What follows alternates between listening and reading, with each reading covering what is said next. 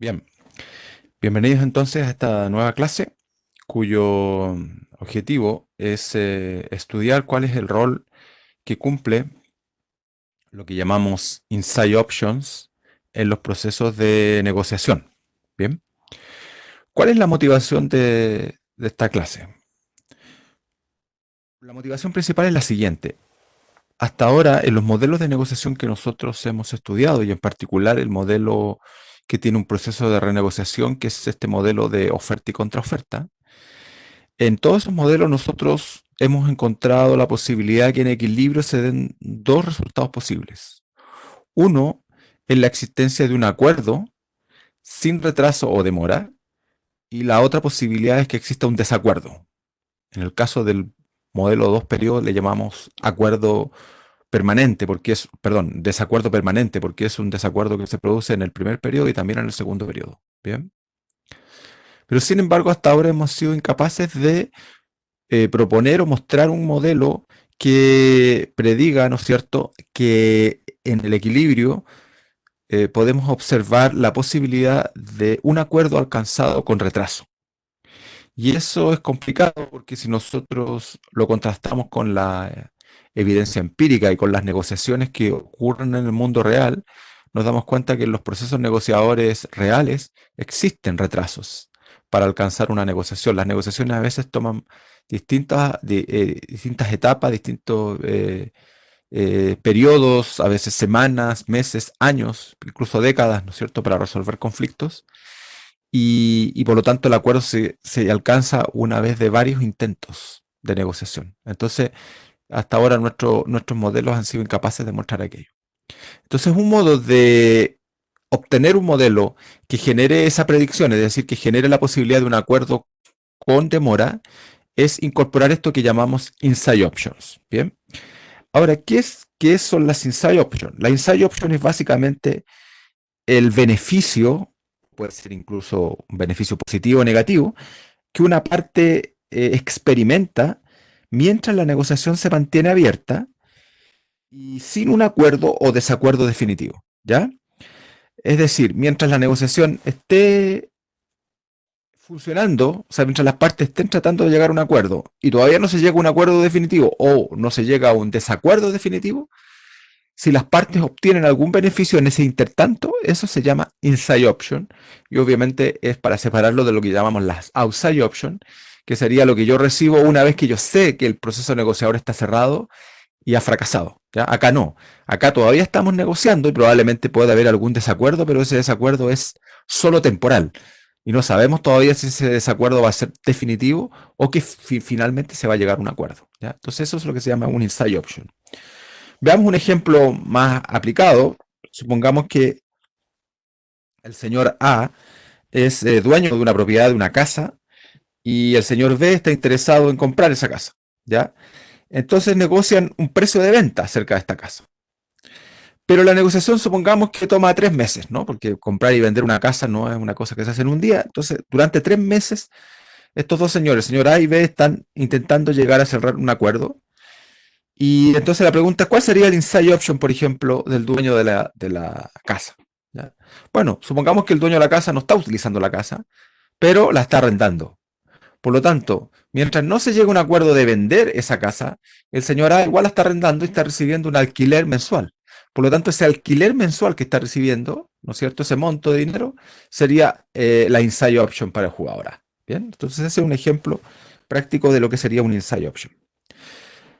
Bueno, entonces, la idea de esta clase entonces es estudiar cuál sería el papel que desempeñan estas inside options en los procesos negociador y para eso nosotros vamos aquí a adoptar el modelo de oferta y contraoferta. Necesitamos un modelo de dos periodos para que los jugadores reciban un inside option mientras la negociación está abierta, ¿no? No tiene sentido que exista un inside option con un solo periodo. ¿Y cuáles van a ser los resultados que nosotros vamos a obtener por anticipado? Serían lo siguiente. Básicamente el inside option juegan un rol dual en el proceso negociador. ¿Por qué? Primero porque ellos vamos a ver que las inside option influyen sobre la posibilidad de alcanzar un acuerdo con o sin demora. ¿Bien? Es decir, ya estamos anticipando que este modelo, uno de sus resultados posibles va a ser el acuerdo con demora y también el acuerdo sin demora, ¿ya? pero vamos a ver que las inside options van a ser claves, van a ser un elemento clave para definir cuándo yo voy a observar un acuerdo con demora o un acuerdo sin demora. Y lo segundo, vamos a ver que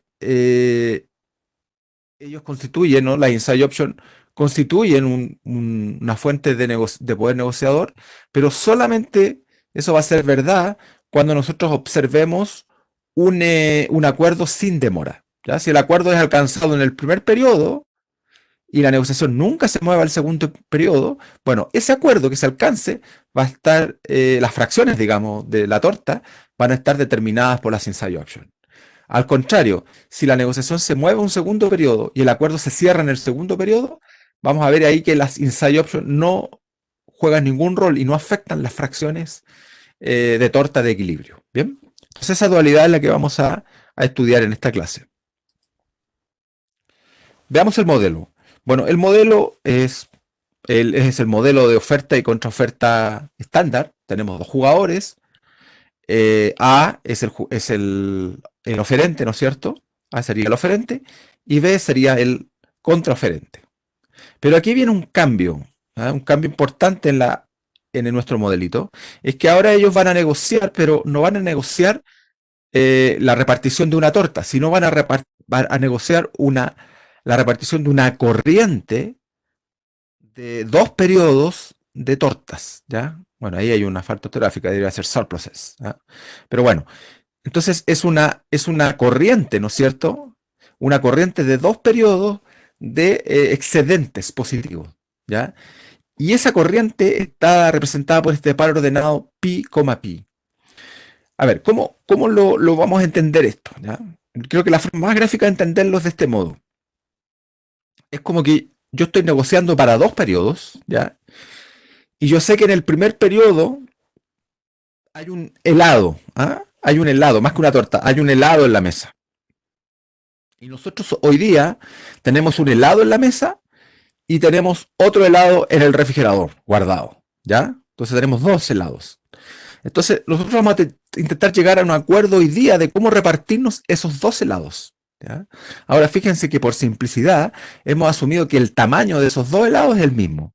O sea, pi sería el helado del primer periodo y el otro pi correspondería al helado del segundo periodo, ¿ya? Eventualmente podrían tener tamaños distintos, pero para simplificarnos la vida supusimos que los dos helados tienen el mismo tamaño.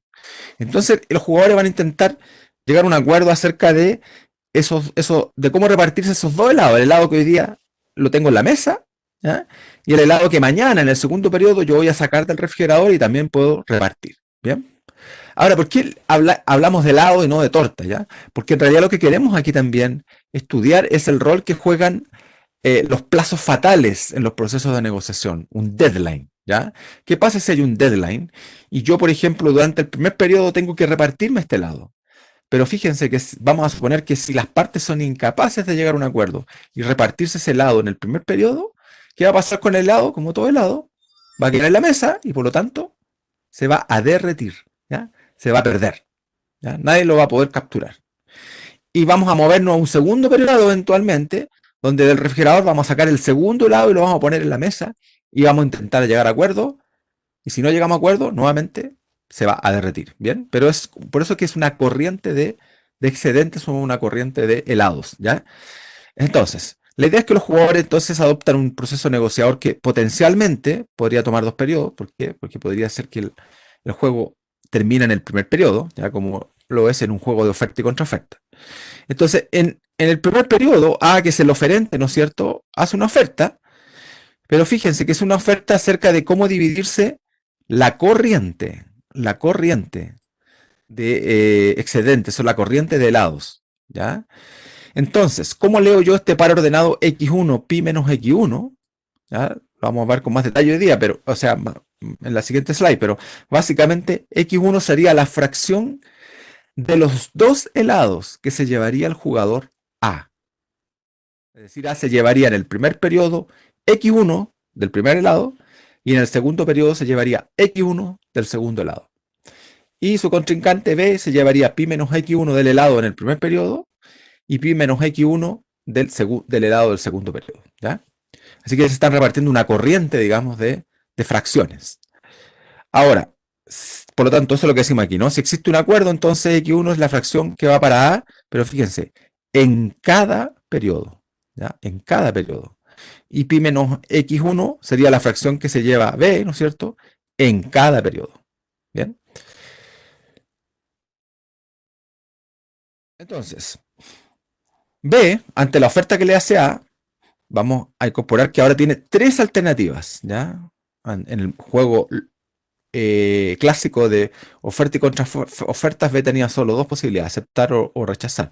Bueno, vamos a suponer ahora que tiene tres alternativas. Una alternativa que se llama opt-out, que significa en el fondo rechazar de plano la oferta que hace B y acabar con la negociación en ese momento, en el primer periodo, ¿ya? Y nunca moverse al segundo periodo, ¿ya? La otra posibilidad sería aceptar la oferta que hace A, ¿ya? Y por lo tanto aceptar cómo repartirse los dos helados, el helado de hoy día y el helado de mañana, ¿ya? Y también cerrar, por lo tanto, la negociación hoy día con un acuerdo definitivo. O la tercera alternativa que tiene B es diferir, es decir, no acepta la oferta de A, pero sin embargo mueve la negociación a un segundo periodo donde ahora B va a ser el proponente, ¿no es cierto? Entonces, vamos por parte. La primera posibilidad es que B decida lo que llamábamos opt-out, es decir, abandonar la negociación. Entonces vamos a decir que en ese caso va a haber un desacuerdo permanente, ¿no es cierto? Y el juego se acaba, ¿bien? ¿Qué es lo que recibe cada jugador? Vamos a decir que cada jugador recibe una corriente, ¿ya? Durante dos periodos de outside options, ¿ya? Una corriente outside options. Entonces aquí tengo yo una nota, que no sé si ustedes lo podrán ver, pero yo la voy a leer. Entonces dice, esto es, A recibiría UA barra en el primer periodo, es decir, su outside option, y UA barra en el segundo periodo. ¿Ok? O sea, voy a recibir UA barra en el primer periodo y UA barra en el segundo periodo. Y por su parte, el jugador B recibiría V barra en el primer periodo y V barra en el segundo periodo. Es decir, una corriente de outside option cada jugador. Ahora, ¿qué pasa si B acepta esa oferta? Entonces decimos que hay un acuerdo, pero recuerden, es un acuerdo sobre cómo repartir los dos helados. Por lo tanto, cada parte lo que va a recibir también va a ser una corriente de dos periodos, pero en este caso de pedazos del helado, ¿ya? De cada periodo, ¿ya? Esos pedacitos de acuerdo. Entonces aquí tengo una nota, la voy a leer, la voy a abrir, y dice, en este caso, entonces si B acepta la oferta, A recibiría X1 en el primer periodo y X1 en el segundo periodo, ¿ya? Una corriente de fracciones de helado. Por su parte, B recibiría pi menos X1 en el primer periodo y también recibiría un pi menos X1 en el segundo periodo. ¿Bien? Finalmente, la tercera alternativa para B es diferir. Entonces, ahí la negociación se movería a un segundo periodo, ¿ya? Pero aquí viene una modificación importante. Cada parte lo que va a recibir es su inside option, ¿no? Este beneficio que yo recibo mientras la negociación sigue abierta y todavía no se ha cerrado la negociación, ¿ya? Y como aquí pasamos un segundo periodo, vamos a suponer que cada jugador recibe en el primer periodo, es decir, al finalizar el primer periodo, cuando vimos que ya no se llegó a un acuerdo, pero que B no pateó la mesa de negociaciones, sino que decidió moverla a un segundo periodo, entonces en ese primer periodo cada jugador va a recibir su inside option. Entonces aquí tengo una notita, dice que A recibiría su inside option, que vamos a ver después que la vamos a denotar como M sub A en T igual 1 en el primer periodo, y B recibiría entonces su inside option, perdón, que sería M sub B en el primer periodo también, ¿ya? Entonces ambos reciben su inside option. Ahora, en el último caso, cuando B decide diferir, ¿ya? ¿Qué va a pasar? Que el surplus, el excedente del primer periodo, desaparece, ¿ya? Esta idea de que es una especie de helado, y como no llegamos a acuerdo, el helado se queda en la mesa y se derrite, ¿ya? Y por lo tanto, si la negociación se mueve a un segundo periodo, esa negociación solo va a ser acerca de el helado que me está esperando en el refrigerador, ¿ya? Se perdió el primer helado y en el segundo periodo abro el refrigerador cuando comienza el segundo periodo y abro el segundo helado, lo pongo sobre la mesa y empiezo a negociar. Obviamente con el peligro de que si no somos capaces en el segundo periodo de llegar a un acuerdo, ese segundo helado también se va a derretir, ¿ya? Entonces es importante que en el segundo, en el primer periodo, el helado del primer periodo se desvanece y la negociación, ¿no es cierto?, solamente sobre el excedente del segundo periodo, ¿ya? Eso es importante, digamos, resaltarlo. Ahora, un ejemplo como más aplicado, ¿no es cierto?, al mundo de los negocios, esta idea de negociar así en dos periodos, con un deadline, con esta idea de que hay un helado que se derrite, ¿no? Bueno, lo podríamos ver, supongamos ustedes que en cualquier evento, ¿no? Yo soy qué sé yo, soy la Municipalidad de Viña del Mar voy a hacer un festival, y ese festival dura 2 días, ¿ya?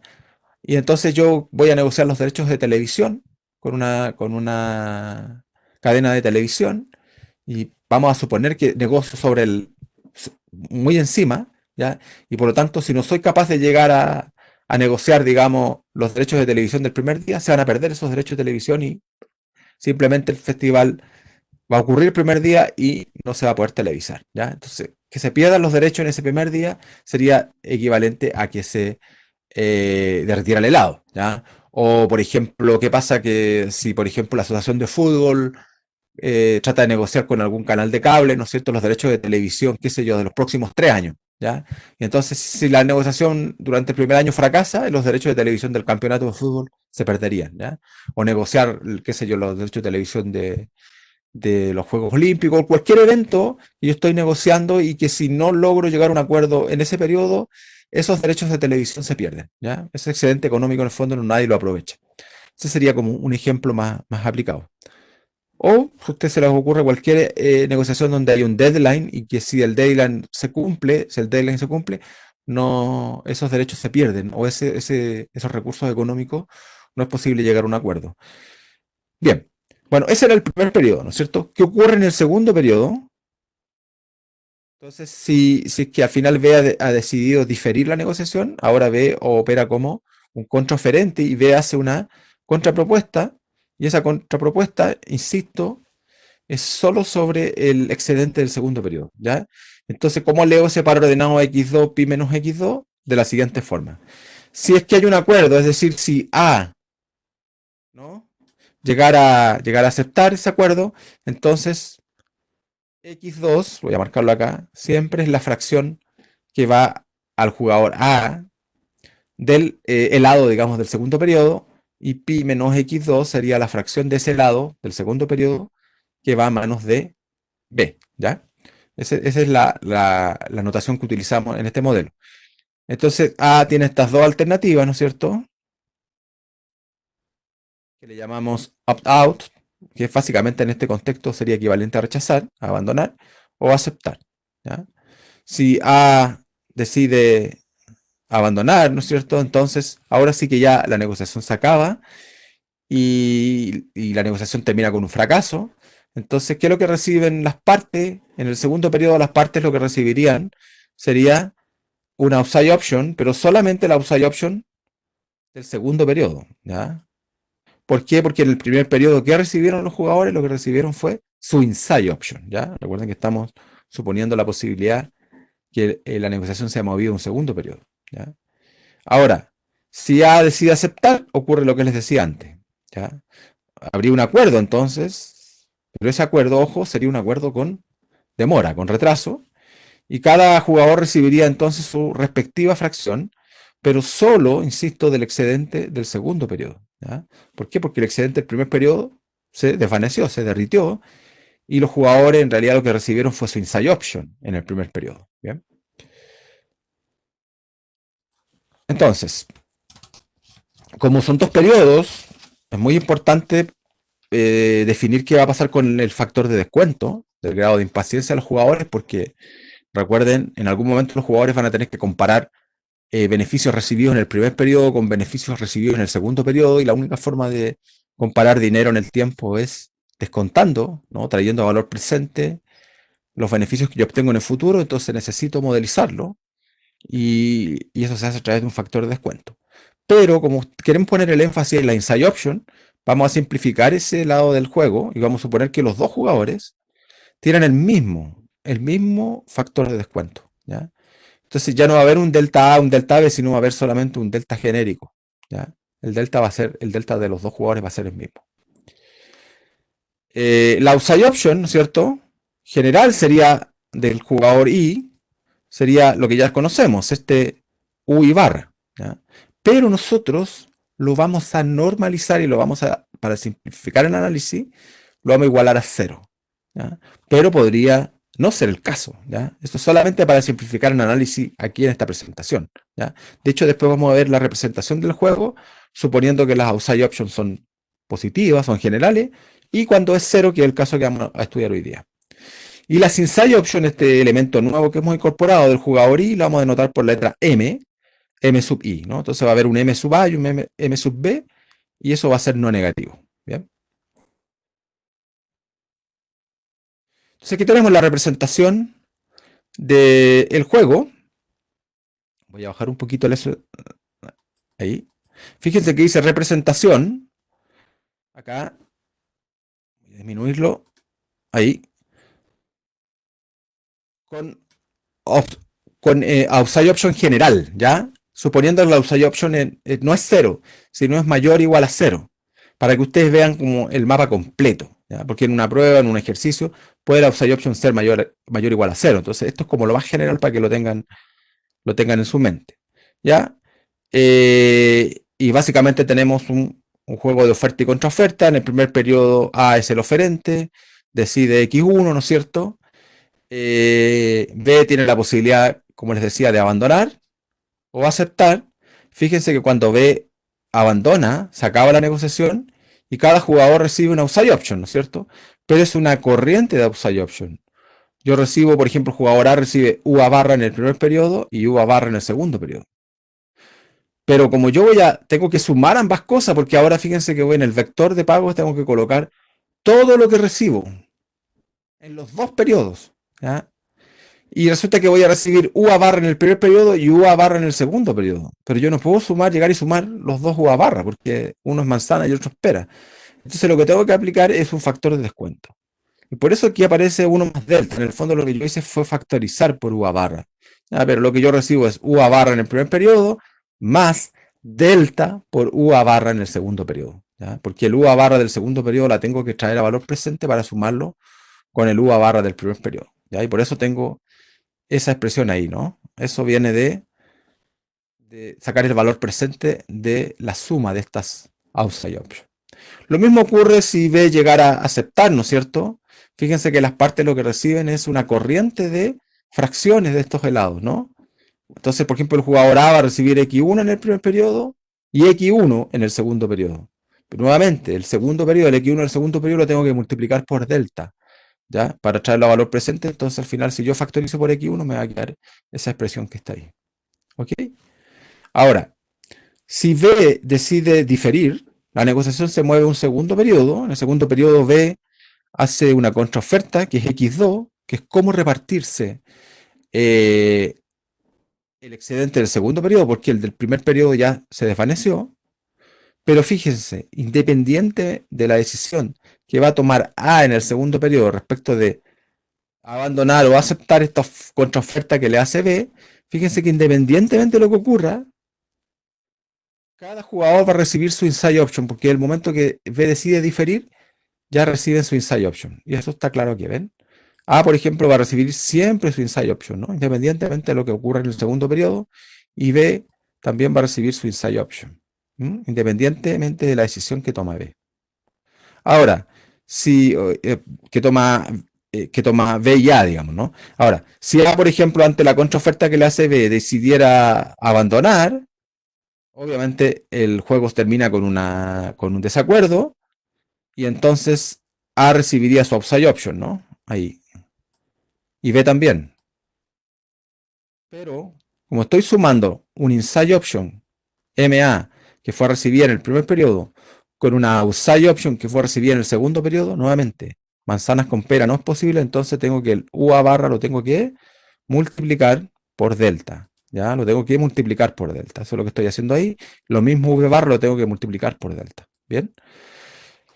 ¿Qué pasa si A acepta esa contraoferta hecha por B? Entonces, bueno, A se va a llevar X2 en el segundo periodo y B se va a llevar pi menos x2, ¿ya? Su fracción del helado del segundo periodo.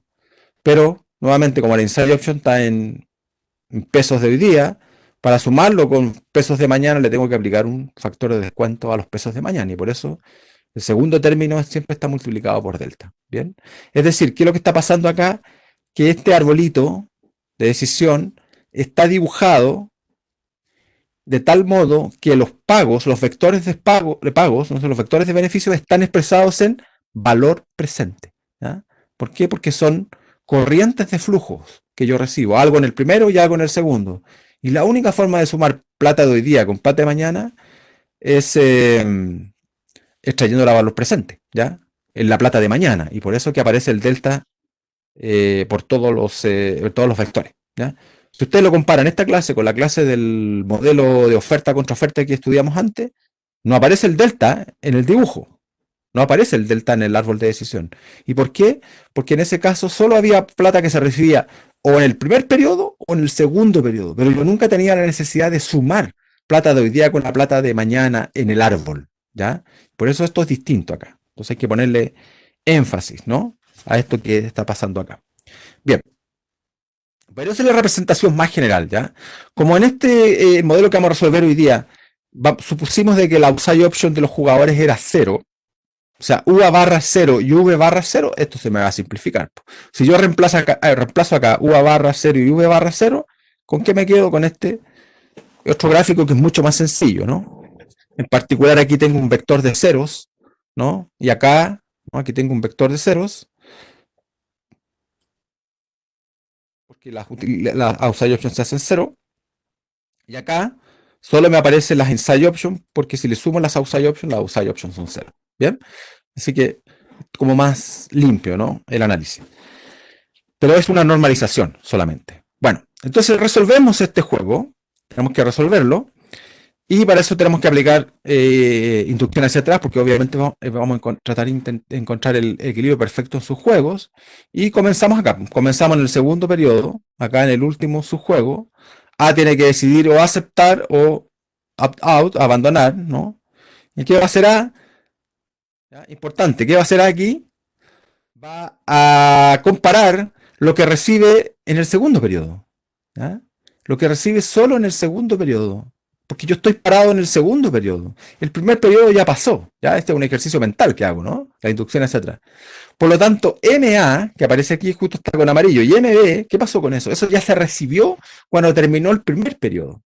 Lo que pasa es que, como solamente digámoslo así, lo puedo contabilizar en el árbol al final, en el vector, me aparecen en el vector, pero en realidad eso se recibió en el primer periodo. Por lo tanto, en el segundo periodo no es relevante.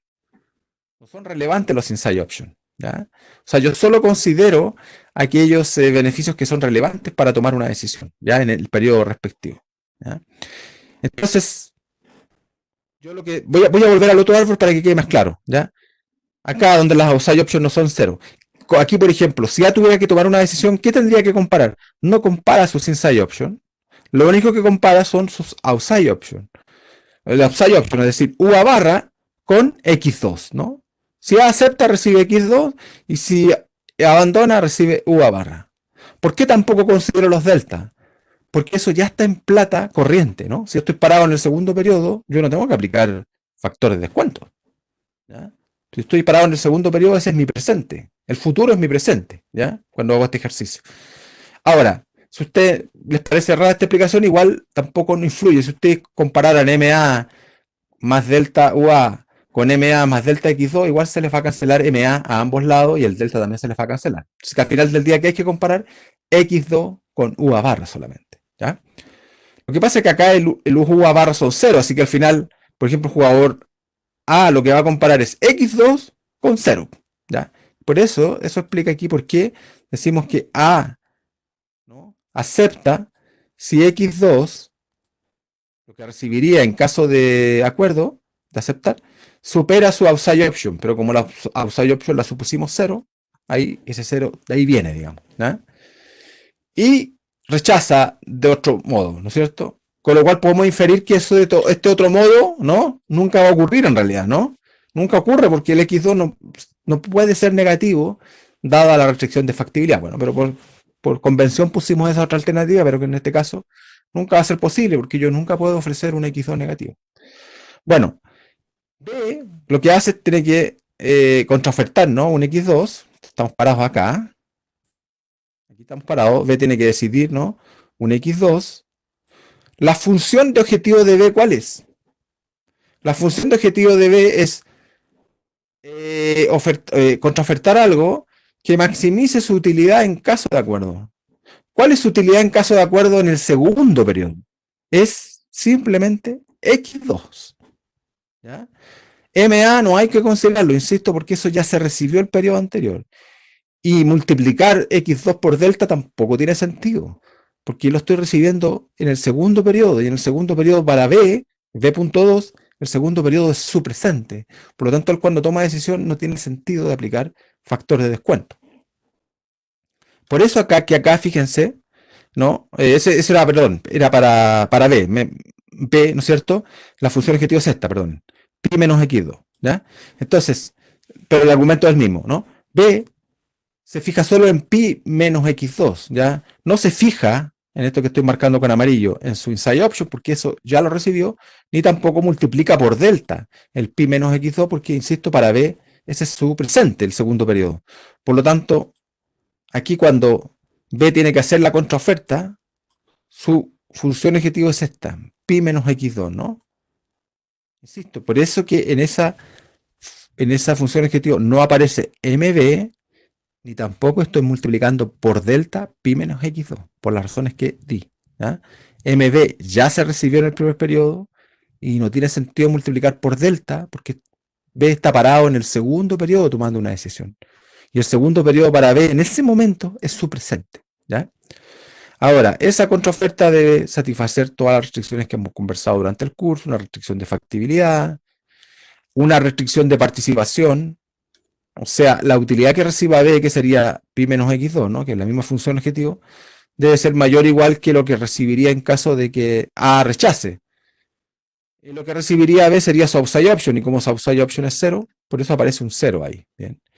Y debe cumplir la condición de acuerdo, que está acá arriba. Arribita decimos que A va a aceptar si X2 es mayor o igual a 0. Entonces, esta que está aquí, esta decisión, esto que está aquí, es exactamente lo mismo que está aquí arriba, ¿no? Lo sacamos de ahí. De ahí lo sacamos. Bien. Así que ahí está la condición de acuerdo. Así que este es el problema que tenemos que resolver. Y esto ya es más o menos clásico. Fíjense que la función objetivo es pi menos x2. Yo quiero maximizar esa diferencia. Pi es constante, es exógeno. X2 es la variable de decisiones, lo endógeno. Bueno, si yo tengo que maximizar algo que es constante, que es un número, menos algo que es endógeno, fíjense que eso es equivalente a minimizar X2. Maximizar pi menos X2, sabiendo que pi es constante, es equivalente a minimizar X2. O sea, la solución es la misma que va a salir de ahí. ¿Ya? Por eso acá nos decimos que este problema es equivalente, ¿no es cierto?, a minimizar X2. Esa es la razón. ¿Bien? Es equivalente entonces a minimizar X2. ¿Y qué pasa aquí con las restricciones? Nuevamente, AC dice que X2 tiene que ser mayor o igual a 0, pero el lado izquierdo de FC dice que X2 tiene que ser mayor o igual a 0, por lo tanto las dos restricciones son exactamente iguales. La FC dice, por el lado derecho, dice que X2 tiene que ser menor o igual que pi. Y la PC, ¿qué dice? Si yo despejo aquí, dice lo mismo. De la PC dice que X2 tiene que ser menor o igual que a pi. Es decir, AC y PC están contenidas en FC, ¿ya? O al revés, como quieran, porque en este caso son exactamente iguales las restricciones. Por lo tanto, esas tres restricciones solo equivalen a una sola, que es la que está aquí, ¿no? Que X2 debe vivir ahí entre 0 y pi, ¿ya? Bueno, tenemos entonces este problema que resolver. Y es trivial, ¿no es cierto? Porque nosotros si queremos minimizar X2, nuestra candidato natural sería una solución de esquina, pero por abajo, ¿ya? Porque queremos minimizar X2. Y la cota inferior de X2 según el intervalo 1, es 0. Así que esa es la solución óptima. Uno diría, bueno, pero aquí siempre nosotros decíamos que eso era verdad en la medida que el intervalo 1 fuera no vacío, ¿ya? no fuera absurdo, ¿no? O sea, decir el lado derecho fuera mayor o igual que el lado izquierdo. Bueno, en este caso se cumple, fíjense. El lado derecho es pi y el lado izquierdo es cero y por definición pi es positivo. Así que aquí no tenemos dos casos, tenemos solo un caso, ¿ya? Y es que ese intervalo siempre es no vacío y por lo tanto el problema tiene una solución que es una solución de esquina por abajo y de tal modo que la estrategia óptima para B entonces es escoger x2 estrella igual a esa cota inferior igual a cero. ¿Ya? Nosotros sabemos que si B le ofrece un x2 estrella igual a cero a A, por la regla de decisión de A sabemos que A lo va a aceptar.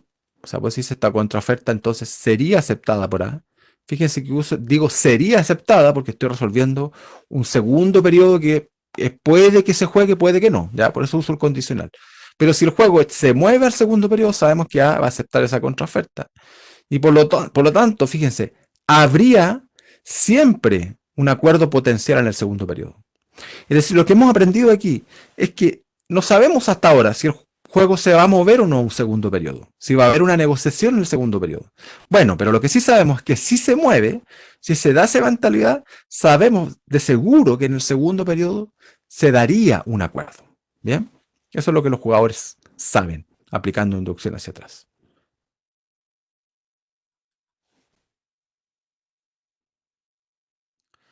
Bien, entonces, vamos a volver un poquito acá al árbol.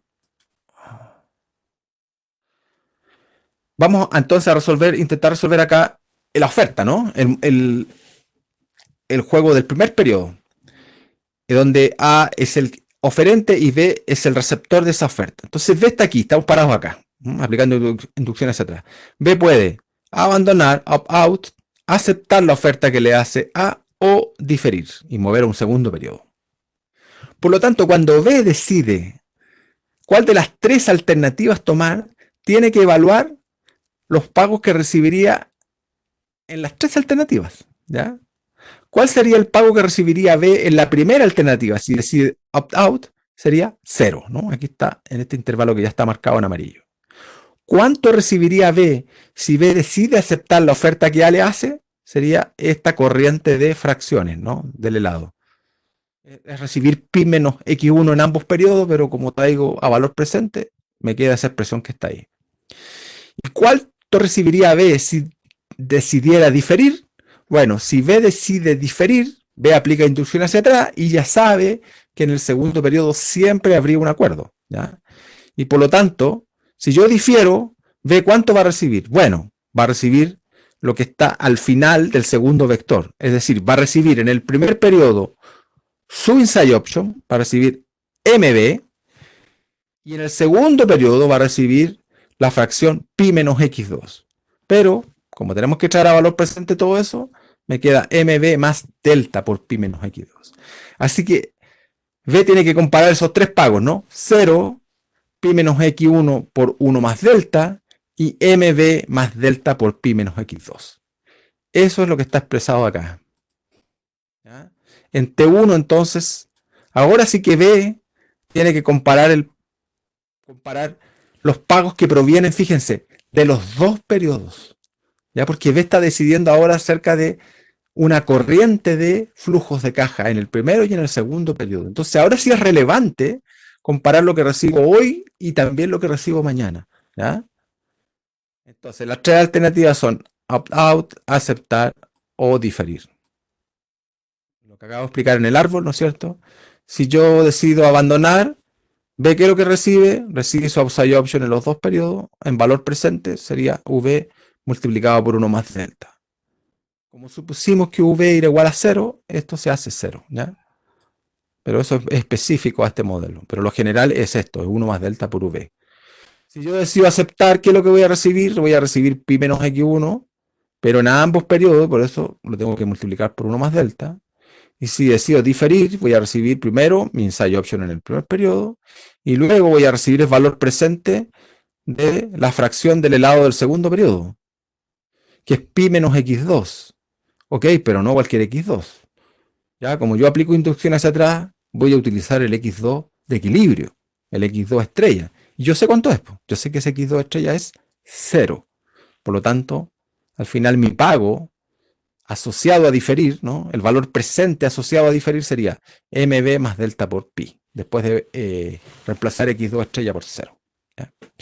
Entonces, en realidad, la comparación relevante para B está entre estos tres valores. 0, 1 más delta por pi menos x1 y mb más delta por pi. ¿Ya?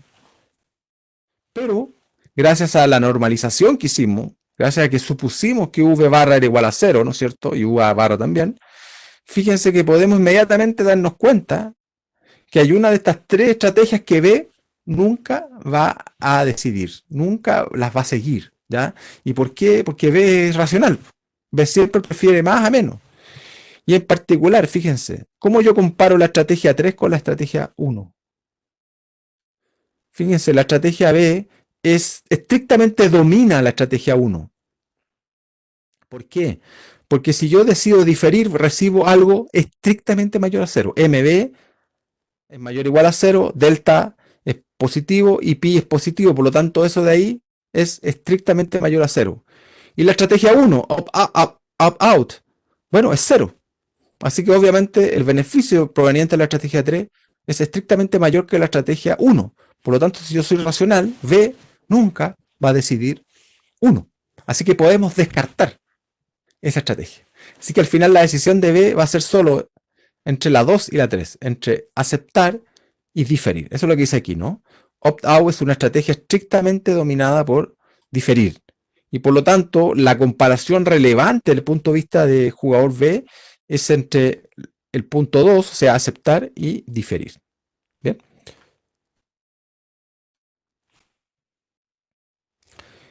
Y bueno, ¿cuáles son los pagos? Entonces, B dice que va a aceptar la oferta de A si es que el beneficio asociado a aceptar, ¿no? Que era ese monto, supera al beneficio de diferir, que es eso que está ahí. ¿Qué es lo que hacemos de acá? Como ya es habitual, despejamos X1 para encontrar una agreement condition, ¿no es cierto? En este caso en el segundo periodo, y esa agreement condition dice que X1 tiene que ser menor o igual que cierta cota superior. ¿Ya? Y a esa cota superior le llamamos X1 barra. ¿Y cómo está definido X1 barra? Como un conjunto de parámetros que en estricto rigor aquí es pi menos mb sobre 1 más delta. ¿Bien? En caso contrario, A prefiere, en B prefiere diferir, ¿no?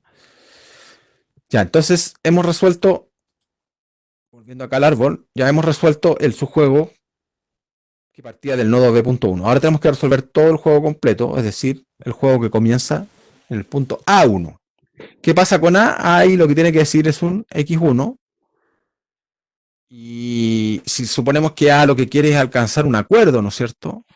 ¿Cuál sería la función objetivo para A? La función objetivo para A sería lo que recibiría A si es que B decide aceptar su oferta. ¿Qué es lo que recibiría A si B decide aceptar su oferta? Recibiría esto que estoy marcando ahora en amarillo. ¿Ah? Una corriente de fracciones de los dos helados. A valor presente sería eso, x1 por 1 más delta. Bien, entonces, por eso acá en el primer periodo, A decimos que escoge un x1 que maximiza su función objetivo, que es precisamente el valor presente. Ese valor presente de esa corriente que es 1 más delta por x1.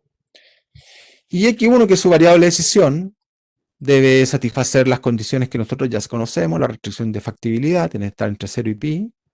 Debe satisfacer la restricción de participación para el jugador A, es decir, su utilidad proveniente de un acuerdo, que es lo mismo que está acá en la función objetivo, fíjense, 1 más delta por x1, debe superar el beneficio que A recibiría en el escenario alternativo. ¿Cuál es el escenario alternativo?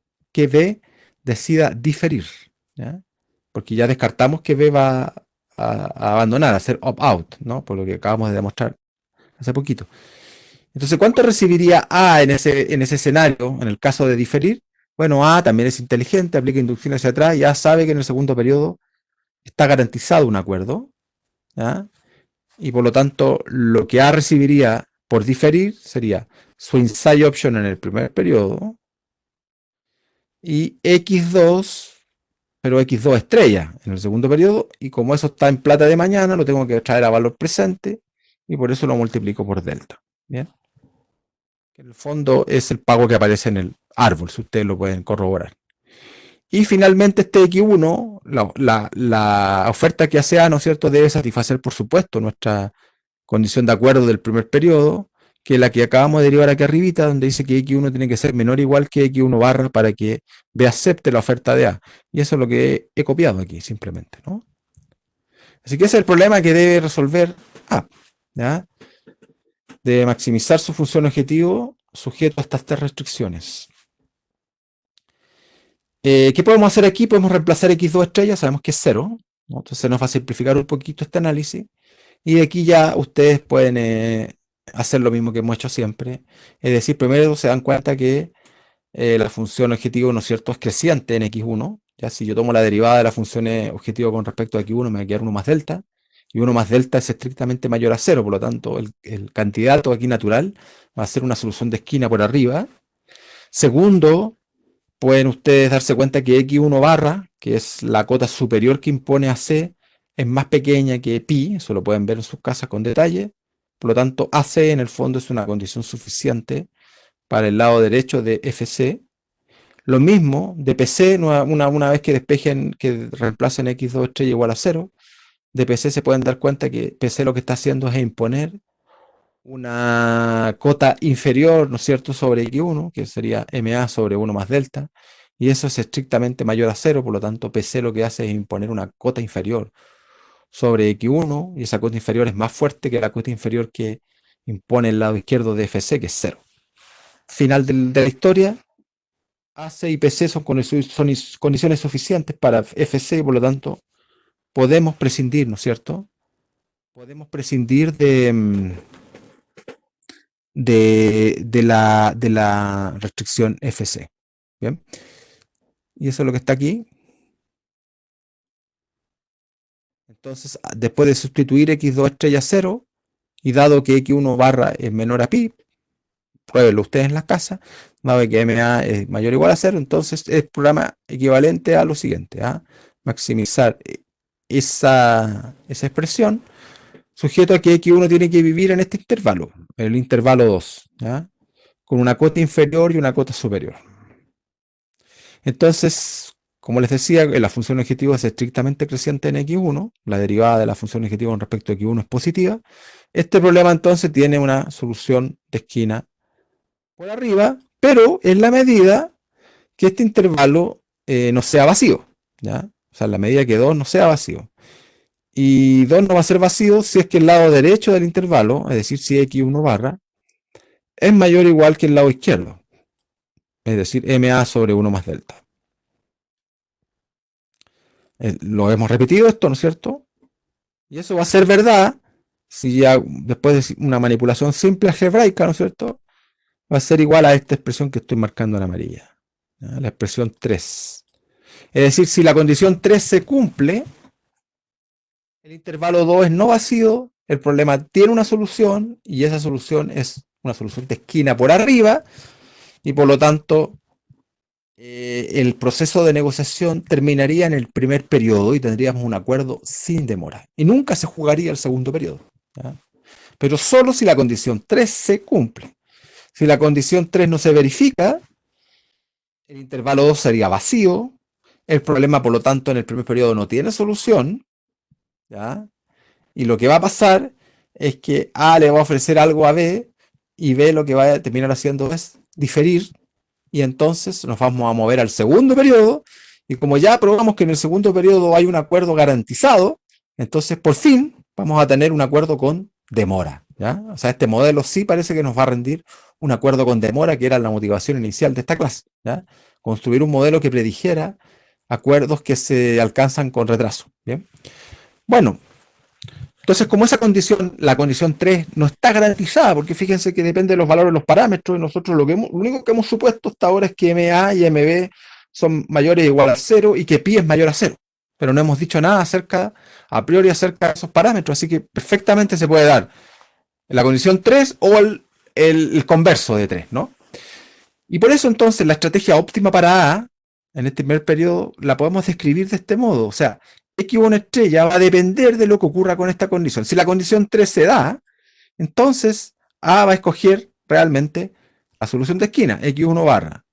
Pero si esa condición no se da, A le va a ofrecer algo a B que sabe que B va a rechazar, es decir, algo mayor, estrictamente mayor que x1 barra. ¿Ya? Que A sabe que B va a rechazar y por lo tanto más bien va a diferir, ¿no? Y el juego se va a mover al segundo periodo. Bien, ahora, dejen de detenerme un poquitito en esa condición 3 que es muy interesante. ¿Ya? ¿Cómo la podemos leer? Fíjense que 3 me está diciendo que va a haber un acuerdo en la medida que la torta, ¿ya? O el helado, si ustedes quieren, ¿no? Del primer periodo, ¿ya? Supera, es mayor o igual que las inside option, es decir, lo que recibirían los jugadores si es que la negociación fracasa en el primer periodo, pero sigue abierta todavía para el segundo periodo. ¿Ya? Tal vez queda más claro si nosotros pensamos en el converso de la condición 3. ¿Cuál sería el converso de la condición 3? Que MA más MB son mayores que pi. ¿Ya? Si MA más MB son mayores que pi, ¿cómo lo interpreto? Como que el helado no alcanza a cubrir las inside option. ¿Ya? Pero hay una interpretación más interesante. Fíjense que lo que está a la izquierda de 3, ¿qué es lo que es? Es el beneficio de diferir. ¿Y qué es lo que está a la derecha de 3? Es el costo de diferir. ¿Ya? ¿Por qué? Si se difiere la negociación a un segundo periodo, A recibe su inside option, recibe MA, y B recibe su inside option, reciben MB. ¿Bien? ¿Y qué es lo que pierden? Lo que pierden los jugadores es el helado del primer periodo que se derrite. ¿Y cuánto vale ese helado? Pi. ¿Bien? Entonces, es mejor leer la condición 3 como que va a haber un acuerdo o va a haber un desacuerdo transitorio, ¿no es cierto?, en el primer periodo, en la medida que los beneficios de diferir y los costos de diferir se ajusten en un sentido o en otro. Bien. Por lo tanto, al final del día, ¿qué tenemos en este modelito? ¿Ya? Tenemos que este modelo, así como lo hemos supuesto, acá lo hemos planteado, ¿ya? En particular, recuerden que hemos supuesto que las outside options son 0. En ese contexto tenemos dos posibles resultados de negociación. ¿Ya?